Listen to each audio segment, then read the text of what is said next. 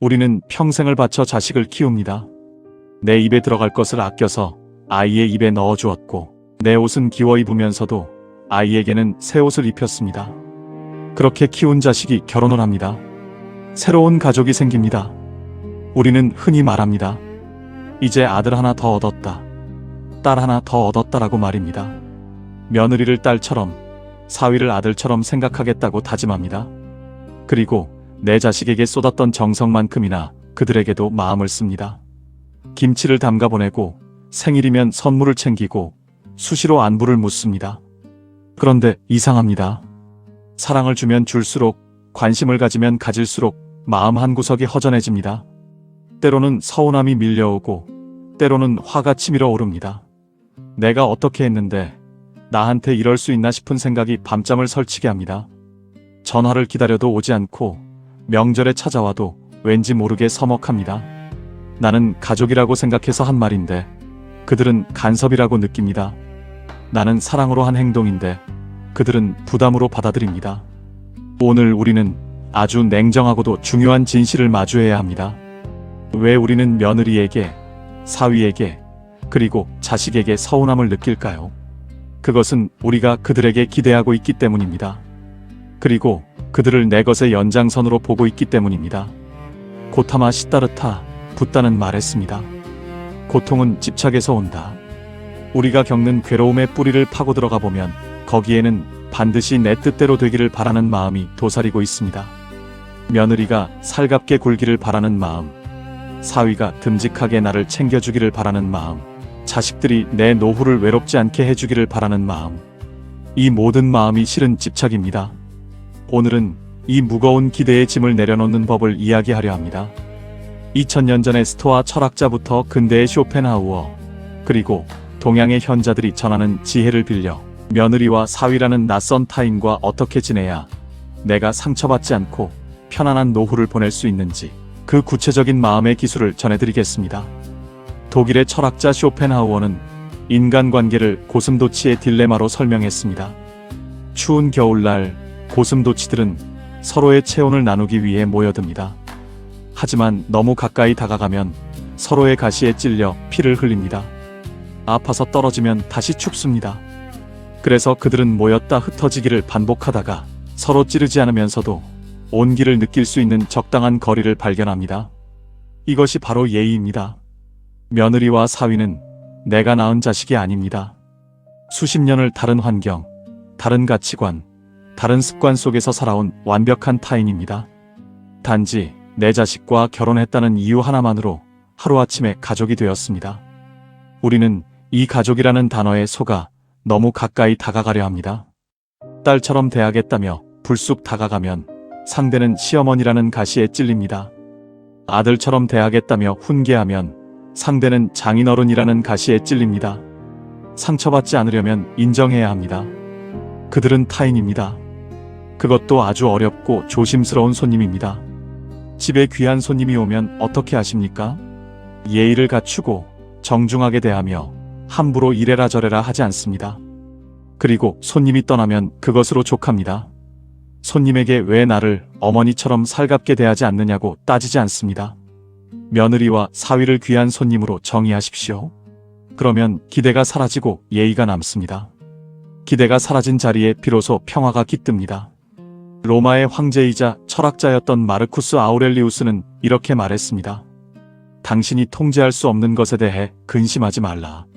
세상에는 우리 마음대로 할 수 있는 것과 할 수 없는 것이 있습니다. 나의 생각, 나의 행동, 나의 말은 내 마음대로 할 수 있습니다. 하지만 타인의 마음, 타인의 행동, 타인의 감정은 내 영역이 아닙니다. 며느리가 나를 좋아할지 싫어할지는 며느리의 영역입니다. 사위가 전화를 할지 말지는 사위의 영역입니다. 우리가 괴로운 이유는 내 통제권 밖의 일을 내 뜻대로 조종하려 하기 때문입니다. 그래도 며느리라면 시어머니 생일은 챙겨야지, 사위라면 처가에 좀 더 신경 써야지. 이런 당위성은 오직 내 머릿속에만 존재하는 규칙입니다. 그 규칙을 상대에게 강요하는 순간 관계는 지옥이 됩니다. 에픽테토스는 말합니다. 사람들을 있는 그대로 받아들여라. 그들이 당신이 원하는 대로 행동하기를 바라지 말고 그들이 행동하는 대로 행동하기를 바라라. 그러면 당신의 삶은 평온해질 것이다. 전화가 오지 않으면 지금 바쁜가 보구나 하고 넘기십시오. 찾아오지 않으면 자기들끼리 잘 살고 있구나 하고 생각하십시오. 그것이 사실이든 아니든 중요하지 않습니다. 중요한 것은 내 마음이 흔들리지 않는 것입니다. 그들의 행동을 내 행복의 조건으로 삼지 마십시오. 내 기분이 왜 며느리의 전화 한 통에 좌지우지 되어야 합니까? 내 평온함이 왜 사위의 인사 한마디에 달려 있어야 합니까? 나의 행복 주권을 타인에게 넘겨주지 마십시오. 우리는 종종 도리라는 말을 무기로 삼습니다. 자식 된 도리, 며느리 된 도리. 하지만 노자는 상덕부덕이라 했습니다. 진짜 덕은 덕을 내세우지 않는다는 뜻입니다. 내가 부모로서의 권위를 내려놓을 때 오히려 존경은 저절로 따라옵니다. 대우받으려 하면 꼰대가 되고 대우를 잊으면 어른이 됩니다. 법정 스님은 관계에서 오는 피로감에 대해 이렇게 말씀하셨습니다. 홀로 있다는 것은 어디에도 물들지 않고 순수하고 자유롭다는 뜻이다. 나이 들매 축복은 더 이상 타인의 시선이나 관계에 얽매이지 않고 온전히 나 자신으로 돌아갈 수 있는 시간이 주어졌다는 것입니다. 그런데 왜 그 귀한 자유의 시간에 자식 부부의 눈치를 살피고 그들의 반응에 일희일비하며 시간을 낭비하십니까? 자식 부부에게 쏟을 에너지를 나 자신에게 돌리십시오. 그동안 가족을 위해 희생하느라 미뤄뒀던 나만의 즐거움을 찾으십시오. 그들이 오기만을 기다리며 현관문을 바라보는 대신 등산화 끈을 메고 산으로 가십시오. 전화기만 만지작거리는 대신 읽고 싶었던 책을 펴십시오. 자식은 내 인생의 손님이었습니다. 어느 노철학자의 고백입니다. 손님은 잠시 머물다 떠나는 존재입니다. 자식이 어릴 때는 내가 보호자였지만 성인이 되어 결혼한 순간 그들은 독립된 하나의 우주가 되었습니다. 그들의 가정은 그들의 것입니다. 내 자식이 며느리의 남편이 되었고 내 딸이 사위의 아내가 되었습니다. 그들의 부부관계, 그들의 자녀 교육, 그들의 살림살이, 그 모든 것은 그들의 왕국에서 일어나는 일입니다. 국경을 넘지 마십시오. 여권을 들고 입국 심사를 받듯 그들의 삶에 간섭할 때는 신중하고 또 신중해야 합니다. 간혹 우리는 억울합니다. 나는 며느리 때 시집살이 호되게 했는데 요새 애들은 시댁을 우습게 한다며 한탄합니다. 보상심리입니다. 내가 고생했으니 나도 대접받아야 한다는 마음. 하지만 그 보상을 왜 며느리에게 청구하십니까? 그 시절의 고통은 그 시절의 시대적 모순이었을 뿐 며느리의 잘못이 아닙니다.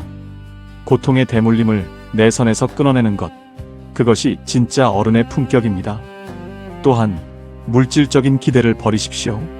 용돈을 얼마나 주는지, 선물을 무엇을 사오는지 비교하지 마십시오. 장자는 빈 배의 비유를 들었습니다.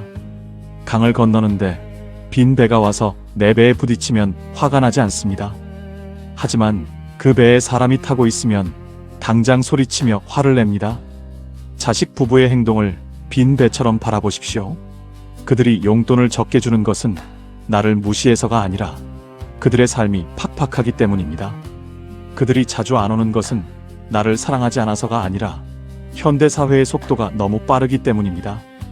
의도를 의심하지 말고 현상을 그저 현상으로 바라보는 연습이 필요합니다. 이제 구체적인 실천 지침을 드리겠습니다. 마음을 비우는 것도 연습이 필요합니다. 오늘부터 다음의 원칙들을 지켜보십시오. 첫째, 먼저 연락하지 않기를 연습하십시오. 궁금해도 참으십시오. 일주일이고 2주일이고 그들이 먼저 연락할 때까지 침묵하십시오. 처음에는 불안하고 서운할 것입니다. 내가 안 하면 영영 안 하는 거 아니야? 라는 두려움이 들 수도 있습니다. 하지만 해보십시오. 연락이 없으면 무소식이 희소식이라 여기고 내 할 일을 하십시오. 내가 먼저 공간을 비워줘야 그들이 들어올 자리가 생깁니다. 꽉 채워진 그릇에는 아무것도 담을 수 없습니다. 둘째, 조언을 가장한 잔소리를 멈추십시오. 며느리의 살림 솜씨, 사위의 직장 생활, 손주들의 교육 문제, 묻지 않으면 말하지 마십시오. 입이 근질거려도 꼭 담으십시오. 묻지 않은 조언은 비난으로 들릴 뿐입니다. 지혜로운 노인은 입은 닫고 지갑은 연다고 했습니다. 물론 돈이 없다면 지갑은 닫아도 됩니다. 하지만 입은 반드시 닫아야 합니다. 그들이 도움을 요청할 때 그때 딱 한마디만 해주십시오. 그것이 권위입니다. 셋째, 내 인생의 정원을 가꾸십시오. 물리적인 정원이든 마음의 정원이든 상관없습니다. 하루의 일과를 그들로 채우지 말고 나로 채우십시오. 아침에 일어나 명상을 하고 산책을 하고 배우고 싶었던 악기를 배우십시오. 내가 내 삶을 즐겁게 살고 있으면 그 밝은 기운이 자식들에게도 전해집니다. 우울하고 서운해하는 부모에게는 가기 싫지만 활기차고 즐거운 부모에게는 가고 싶어지는 법입니다. 매력적인 노인이 되십시오. 넷째, 거절하는 법을 배우십시오. 손주를 봐달라는 부탁, 김치를 담가달라는 부탁. 내 체력이 허락하지 않거나 내 일정이 있다면 정중하게 거절하십시오. 무조건적인 희생은 결국 원망을 낳습니다. 미안하지만 이번에는 힘들겠구나 라고 말하는 것을 두려워하지 마십시오. 내가 나를 존중해야 자식들도 나를 존중합니다. 희생양 자처하지 마시고 당당한 한 인간으로 서십시오. 미국의 시인 랄프 waldo 에머슨은 나 자신 외에 나에게 평화를 가져다 줄 수 있는 것은 없다라고 했습니다. 평화는 며느리의 상냥한 말 한마디에서 오는 것이 아닙니다. 사위의 두둑한 용돈 봉투에서 오는 것이 아닙니다. 오직 기대를 버리고 집착을 끊고 홀로 설 수 있는 나의 단단한 마음에서 옵니다. 인간은 누구나 고독합니다. 부부도 자식도 그 고독을 완전히 해결해 줄 수는 없습니다. 늙음은 그 근원적인 고독과 마주하는 시간입니다. 그 고독을 외로움으로 받아들이면 고통이 되지만 고독을 자유로 받아들이면 축복이 됩니다. 며느리와 사위가 곁에 없어도 자식이 멀리 있어도 나는 나로서 온전할 수 있어야 합니다.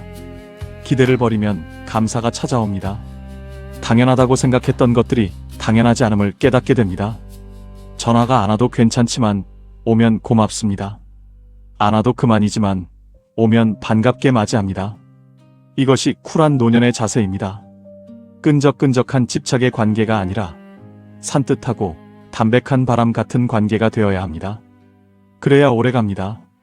그래야 서로가 그립습니다. 지금 이 순간부터 주문을 외우십시오. 그들은 타인이다. 아주 귀한 손님이다. 내 인생은 나의 것이다. 서운함이 올라올 때마다 이 주문을 기억하십시오. 당신의 노년은 누구를 기다리며 보내기에는 너무나 소중합니다.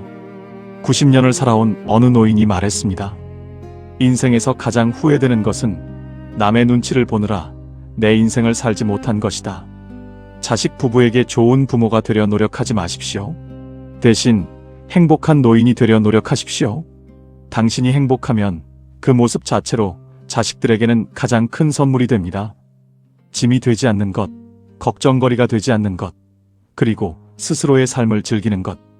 이것이 우리가 자식에게 줄 수 있는 마지막이자 최고의 사랑입니다. 이제 며느리를, 사위를 마음에서 놓아주십시오. 꽉 쥐고 있던 손을 펴십시오. 손을 펴야 새로운 것을 잡을 수 있습니다. 그 빈손에 당신의 자유와 평화가 내려앉기를 바랍니다. 당신은 충분히 그럴 자격이 있습니다. 오늘 영상이 여러분의 무거웠던 마음을 조금이나마 가볍게 해주었기를 바랍니다. 마음을 비우는 연습, 오늘부터 시작해 보시길 권합니다. 이 영상이 도움이 되셨다면 구독과 좋아요를 부탁드립니다. 다음 영상에서도 여러분의 삶을 단단하게 만들어줄 지혜로 찾아오겠습니다. 홀로 있어도 외롭지 않고 함께 있어도 흔들리지 않는 여러분의 평안한 날들을 응원합니다.